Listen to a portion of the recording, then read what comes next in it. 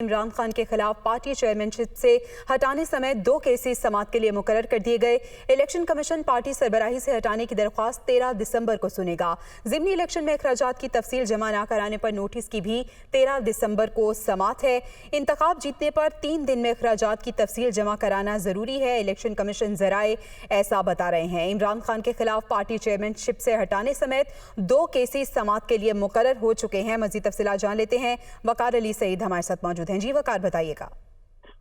जी बिल्कुल, election commission ने 13 दिसंबर की काज लिस्ट जो है वो जारी की गई है, जिसमें मुतअद्दिद केसेस में जो है वो इमरान खान को जो है वो तलब किया गया है, जिसमें एक जो केस है वो उनको पार्टी सदारत से हटाने से मुतल्लिक है, जिसमें जो इमरान खान है उनको और उसके अलावा जो पार्टी के बानी रुकन है जमाल अंसारी को जो है वो नोटिस जारी किया गया है। जबकि इलेक्शन कमीशन की जानिब से जो सुप्रीम कोर्ट से रजू किया गया था और गुज़िश्ता रोज जब सुप्रीम कोर्ट ने उनको इजाजत दी थी कि आप जो तौहीने इलेक्शन कमीशन की जो समाअत है आप इसको जारी रख सकते हैं, उस ज़मन में इस केसेस जो है वो 13 तारीख तक के लिए जो है वो फिक्स कर दिए गए हैं। और अब जो इमरान खान है, फवाद चौधरी है, असद उमर है, उनके खिलाफ तौहीने इलेक्शन कमीशन जो केस की समाअत है वो 13 दिसंबर को सुबह जो है वो 10 बजे होगी। जबकि इसके अलावा जो मुतअद्दिद हल्के हैं जहां से इलेक्शन कमीशन ये जो ज़िमनी इंतखाबात थे उसमें इमरान खान कामयाब हुए थे, उसमें ज़िमनी इंतखाबात के अखराजात की तफसील जमा न कराने पर इलेक्शन कमीशन ने इमरान खान को जो नोटिस हड़ताल किया वो भी 13 दिसंबर को जो है समाअत के लिए मुकर्रर किया गया है।